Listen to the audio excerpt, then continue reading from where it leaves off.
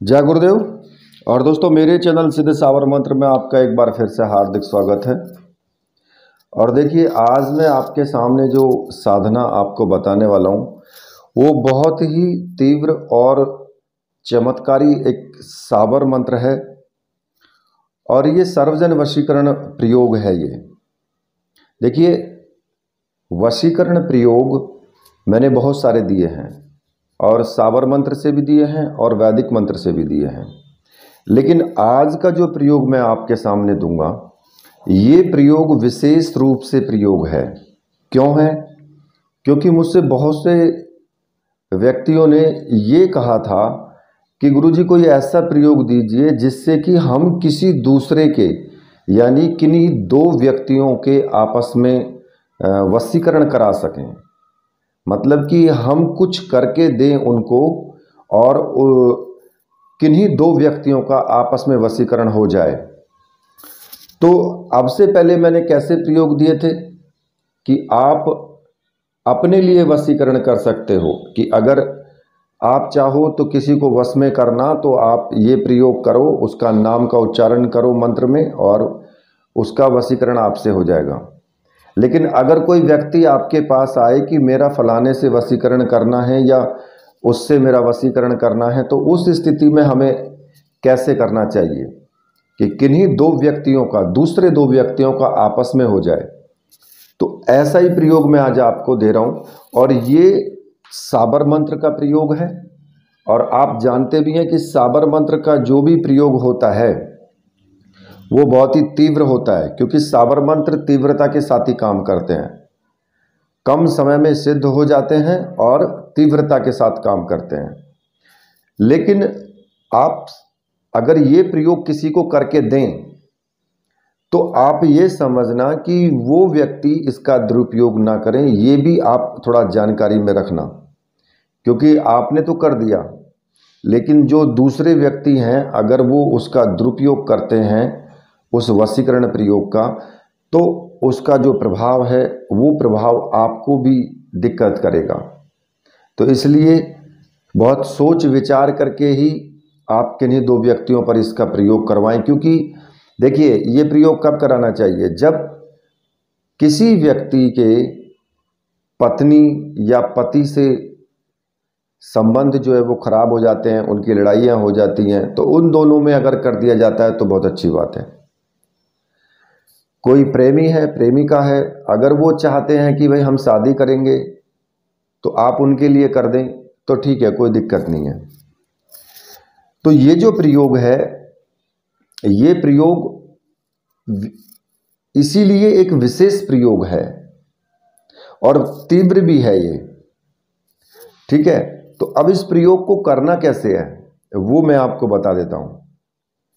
देखिए, इसमें आपको एक कांसे का एक पात्र चाहिए, चाहे कटोरा हो, कोई भी चीज़ हो, कांसे का हो। लाल वस्त्र होने चाहिए आपके पहनने के लिए, और आपका आसन भी लाल ही होना चाहिए।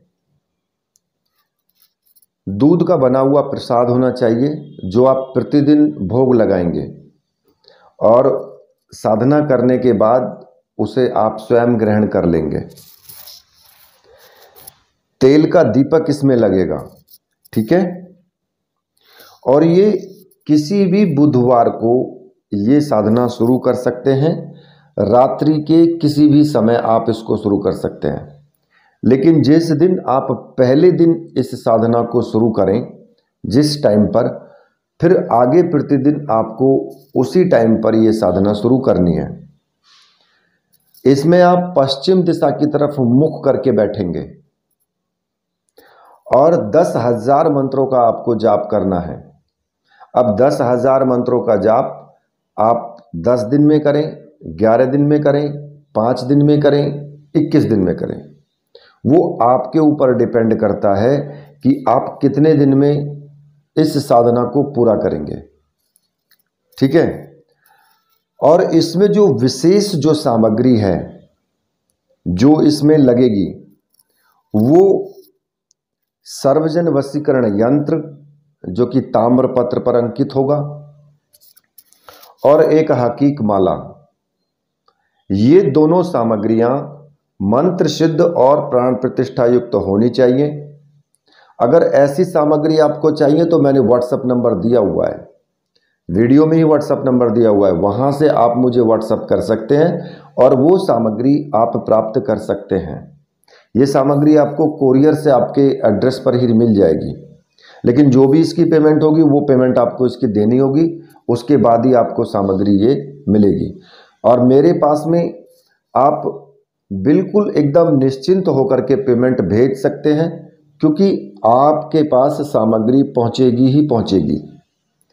ऐसा हो ही नहीं सकता कि आप पेमेंट दें और आपकी सामग्री ना पहुंचे, क्योंकि मेरे यहाँ पर सिर्फ एक नंबर का ही काम होता है, किसी के साथ विश्वासघात नहीं किया जाता है और ना ही हम उसमें कोई दिलचस्पी रखते हैं। ठीक है, तो अब इस साधना को जब आप ये सामग्री प्राप्त कर लेंगे तो इस साधना को आपको शुरू कैसे करना है। घर के किसी भी एकांत कक्ष में कर सकते हो, अपने पूजा घर में भी कर सकते हो, अपने घर में ही कर सकते हो। ठीक है, जो भी आपका पूजा घर है, जहां आप नॉर्मल पूजा पाठ करते हो वहीं पर इस साधना को कर सकते हो। तो देखिए, रात्रि के जिस समय भी आप इसको शुरू करें, चाहे 8 बजे शुरू करें, चाहे 7 बजे या 9 बजे 10 बजे, जब भी आपको टाइम मिले तभी आप शुरू करें इसको। और विशेष ध्यान ये रखना कि अगर आपने पहले दिन 9 बजे शुरू किया है तो रोज आपको 9 बजे ही शुरू करनी है साधना। एक नियम होना चाहिए साधना करने का। तो इसमें आप स्नान आदि करके बिल्कुल एकदम स्वच्छ वस्त्र धारण करें, लाल रंग के। ठीक है, लाल रंग के आसन का ही आपको प्रयोग करना है और जो सामने आपकी चौकी रखी होगी उस पर भी लाल रंग का ही कपड़ा आपको बिछाना है और पश्चिम दिशा की तरफ मुख करके आपको आसन पर बैठ जाना है। और ये बुधवार की रात्रि को आपको शुरू करना है।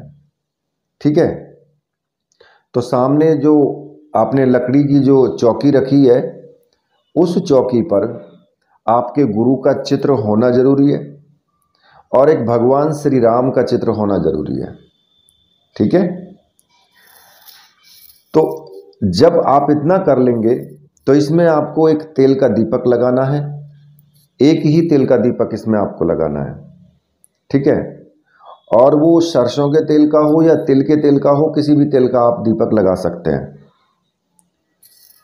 सुगंधित धूप अगरबत्ती जो भी आपके पास है वो भी आप जला सकते हैं, पुष्प रख सकते हैं, चावल भी रख सकते हैं, मिठाई घर के मतलब दूध का बना हुआ कोई भी प्रसाद वो भी आपको रखना है।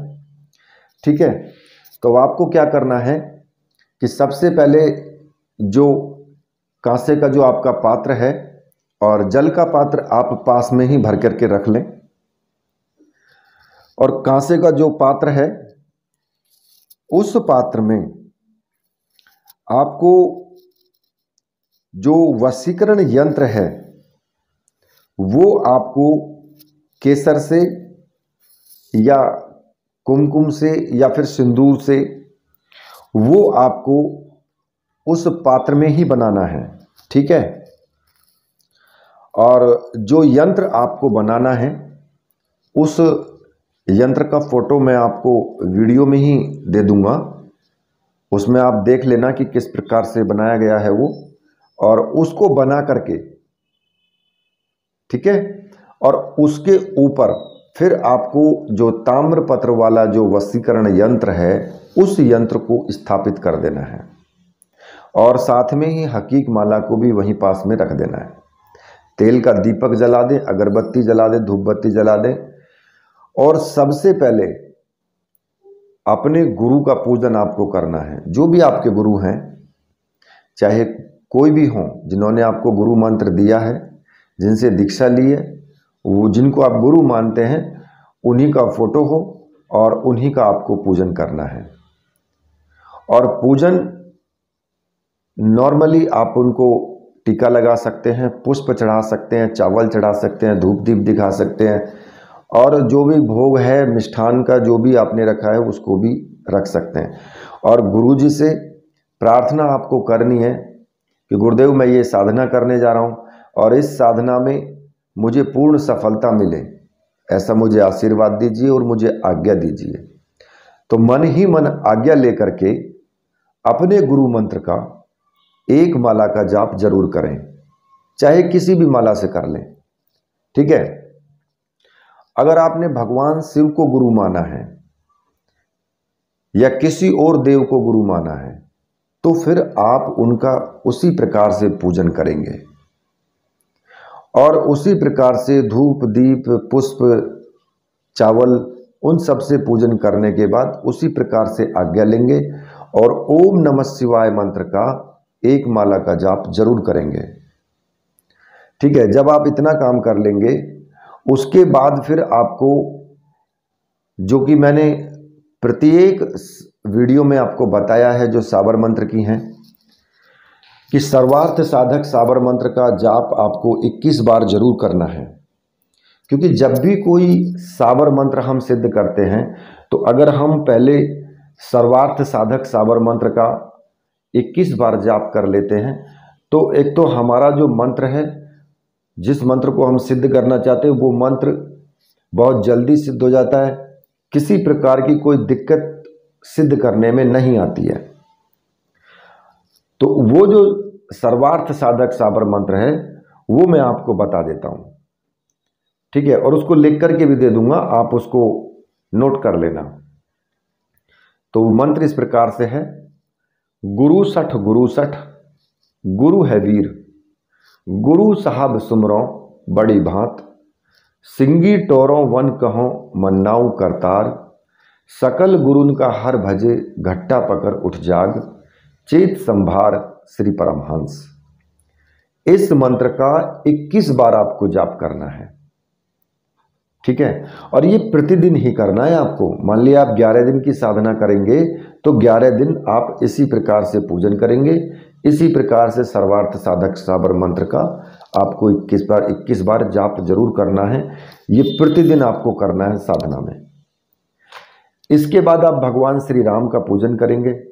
जैसे आपने गुरु जी का पूजन किया है उसी प्रकार से भगवान श्री राम का भी आपको पूजन करना है। और जो यंत्र है, जो सर्वजन वशीकरण यंत्र आपने रखा हुआ है कांसे के पात्र में, उस वशीकरण यंत्र का आपको पूजन करना है। उस वशीकरण यंत्र पर केसर से या कुमकुम से, जो भी आपने पेस्ट बनाया है टीका लगाने के लिए, टीका लगाएं, पुष्प चढ़ाएं, चावल चढ़ाएं, धूप दीप दिखाएं, उसको अच्छे से पूजन करें। और पूजन जब उसका कर ले तो माला का भी आप पूजन करें उसी प्रकार से। क्योंकि अगर आप माला का पूजन कर लेते हैं तो माला आपको कभी भी बीच में धोखा नहीं दे सकती है। कई बार क्या होता है कि माला टूट जाती है बीच में से। जब उसका धागा टूट जाता है तो फिर जाप किससे करोगे, साधना खंडित हो जाती है। और अगर फिर दोबारा हम माला प्रो करके बनाते भी हैं तो उसमें टाइम लग जाता है फिर। ठीक है। तो इस साधना को जब आप माला का पूजन कर लेंगे तो माला का पूजन करने के बाद फिर आपको जो मंत्र है साबर मंत्र, उस मंत्र को आपको जपना है। अब मैं उस मंत्र को आपको बता देता हूं, जो मंत्र आपको जपना है। तो मंत्र इस प्रकार से है। ओम नमो आदेश गुरु को, राजा प्रजा मोहू, ब्राह्मण बणिया मोहू, आकाश पाताल मोहू, 10 दिशाएं मोहू, जो रामचंद्र परमणिया, अमुक को अमुक से मोहे।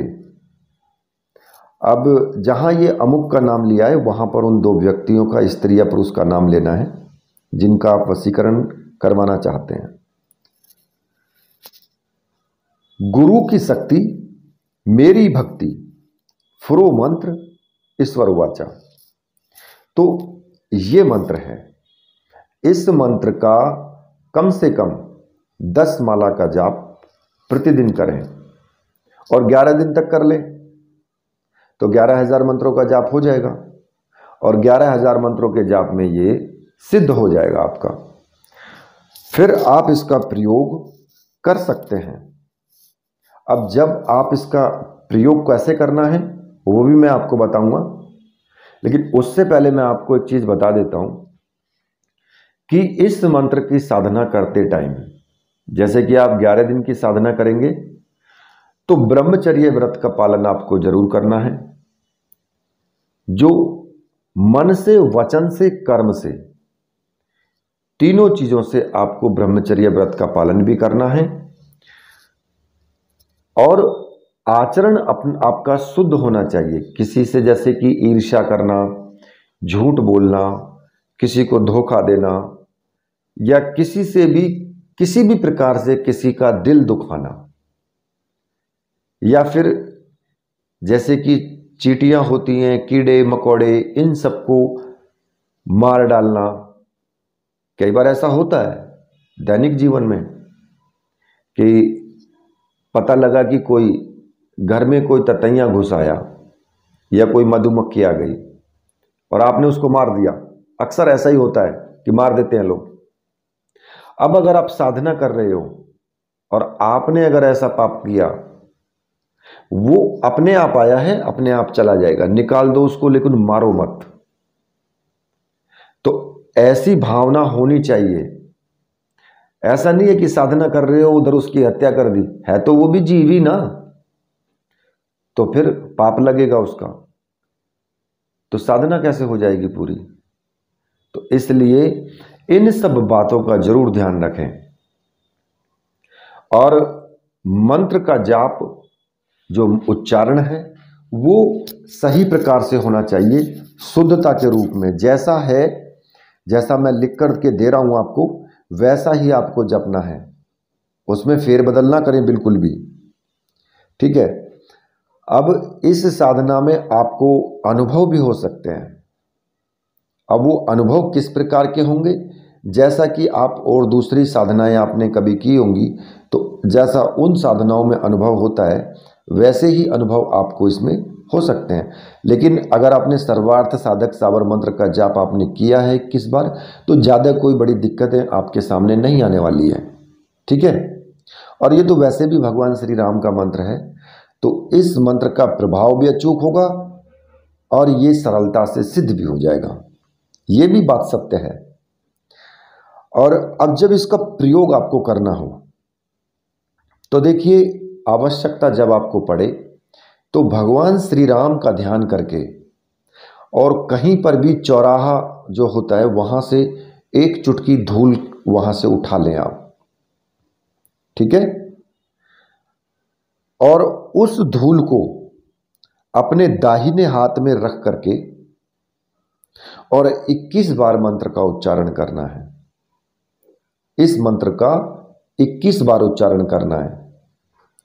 और जहां पर अमुक नाम लिया गया है, जैसे कि मान लिया कि आप इसमें लिखा है ना, सीधा सीधा रामचंद्र परमणिया अमुक को अमुक से मोहे, यानी कि जिसको मोहित करना चाहते हैं उसका नाम पहले आएगा।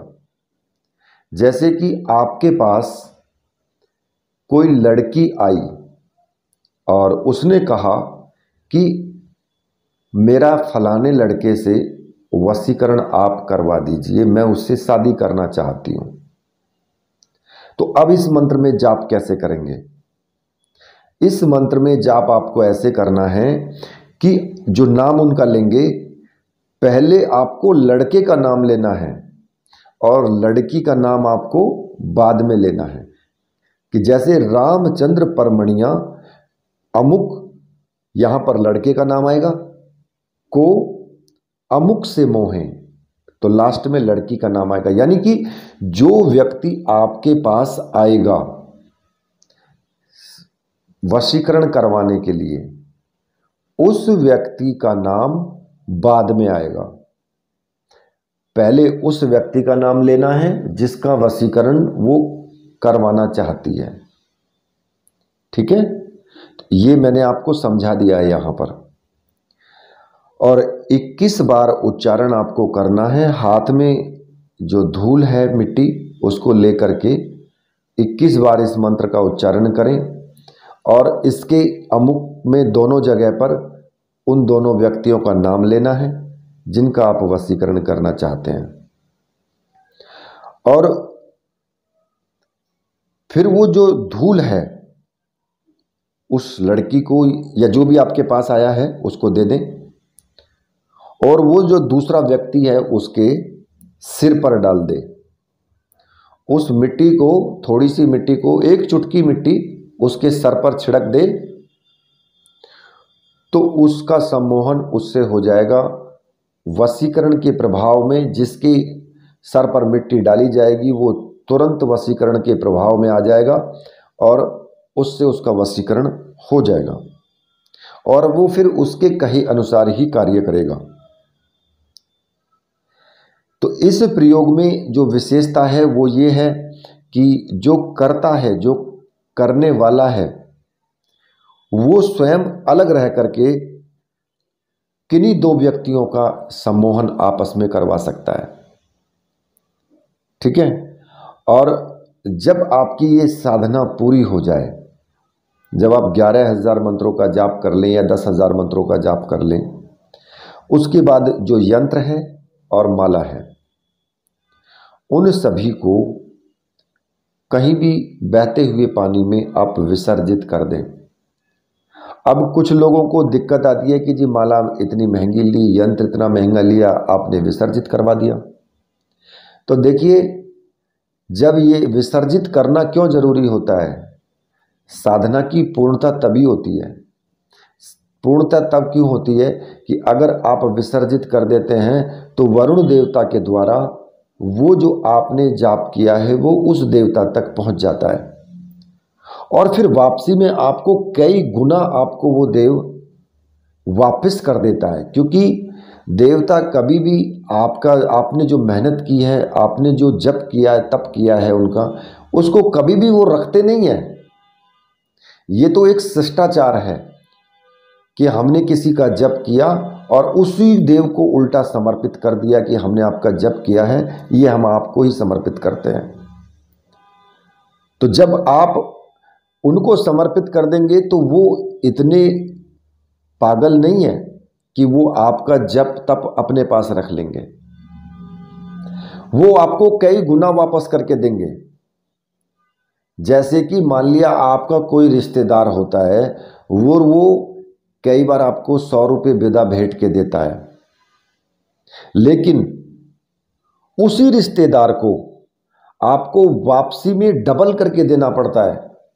कई बार ऐसी सिचुएशन आती हैं कि भाई इसने विदा में या कैसे भी हमें 100 रुपये दिए हैं, हमारे इस पुत्र को दिए, बेटे को दिए, बेटी को दिए, किसी को भी दिए, तो हमें क्या करना होता है?